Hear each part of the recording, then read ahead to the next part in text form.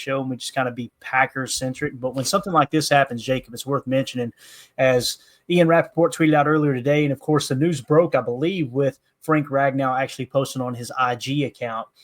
Lions All-Pro and Pro Bowl center Frank Ragnow, one of the game's best, has informed the team he plans to retire. A stellar career comes to a close. And I'll just kind of paraphrase, quote him, I guess you could say, from his IG account, where he said, man, I just don't – essentially he said he's banged up. His body can't take it anymore. And what's crazy, Jacob, he's only been in the league for 7 years, but you're seeing this become a little more common across offensive linemen in the game of football, where they look up after, that second contract and go, it just ain't worth it. Let's go ahead and hang it up and make sure that we can enjoy the latter years of our life. I'm going to talk about how important he was to the Lions and how this is kind of a big deal for Detroit.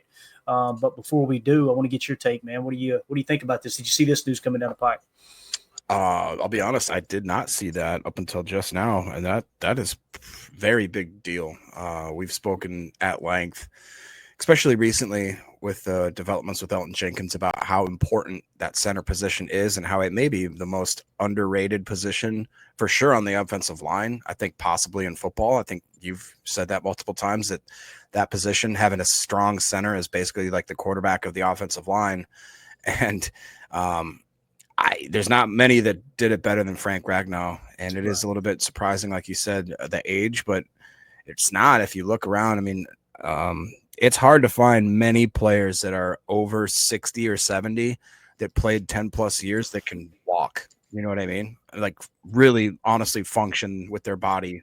I think that nowadays players realize, hey, I've got the bag. I've made my money. Right. Is gutting it out for a third contract to maybe, make another 10, 20, 30 million dollars. Is that worth literally not being able to use my body past 40 years old? I think that guys are getting smarter, and it's a big deal, dude. This is going to hurt the Lions a lot more than I think a lot of people may expect.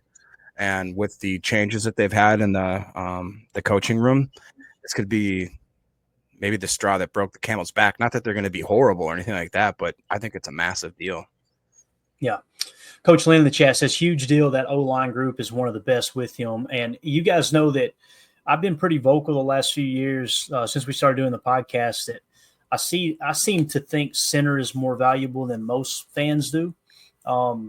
And when we talk about, hey, look at the great teams that have really, really good centers, like Kansas City on that epic run, obviously with all the championships, Philadelphia being dominant over the last few years, or in the hunt anyway. And then obviously them spending a lot of time allowing Jason Kelce to kind of handpick his replacement when he got ready to retire. And of course, Detroit is one of those teams that we always highlighted. We always talked about how Frank Ragnow is just one of the best in the game. And if you're wondering how good he was, just go to the PFF grades here. I mean, look at his career. He did nothing but, pretty much got better his entire career, had one setback in 2022, but starting in 2018. And this is what we're talking about. This is a great kind of parallel. When we say if a rookie grades out in the 60s, it's typically a good sign that, hey, that's going to be a solid player.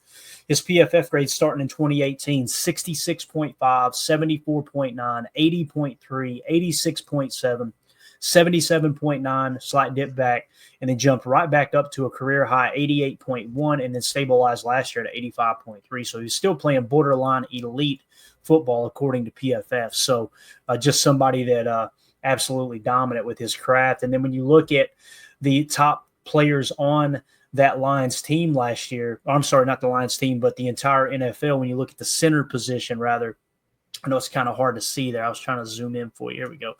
You got Eric McCoy leading the way. Granted, only 293 snaps last year for New Orleans, but he had a 94.4 grade. Creed Humphrey, I know it still hurts, 92.8. And then Frank Ragnow, third in the entire NFL at 85.3. There's no two ways about it, guys. The Detroit Lions, they're going to feel this. They are going to feel this. Now, they went out, if I remember correctly, and they drafted Tate Ratledge, I believe. I think that's the name I remember hearing on draft night.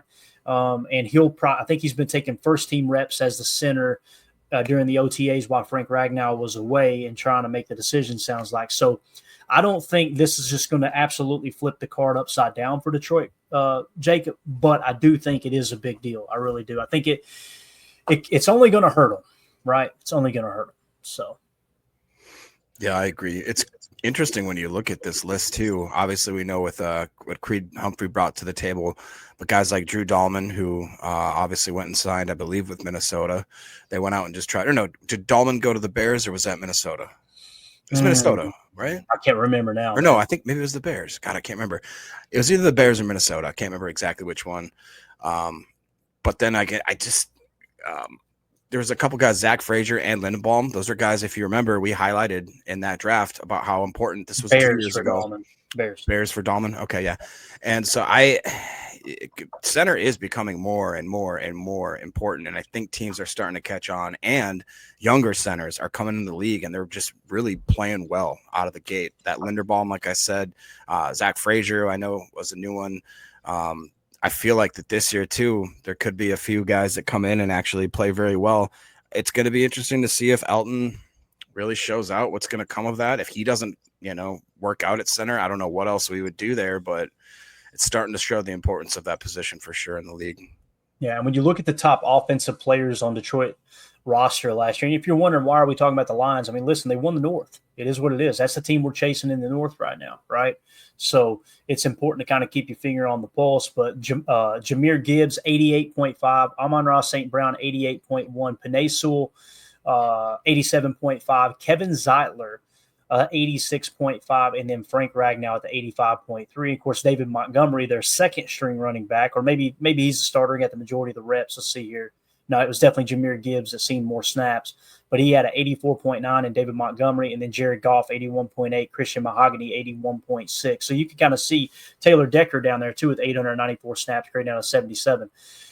Frank Ragnow, according to PFF, would be their third best offensive lineman going into this year, but I think many people would agree that at his best, he's probably the top player on that entire roster. Definitely peaked a little bit earlier in his career, but nonetheless, going to be a big deal, I think, for the Detroit Lions of Frank Ragnow. Anything else you want to add to that, Jacob, before we move along, man?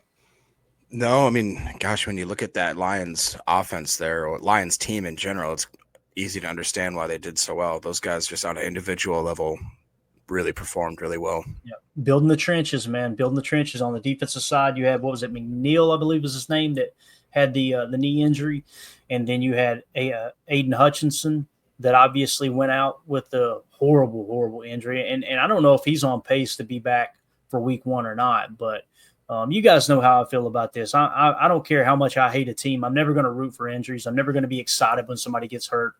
And I'm not going to be overly excited when Frank Ragnow retires, although we are going to be 100% honest. It's a big deal for Detroit. It's going to be it's going to be a play.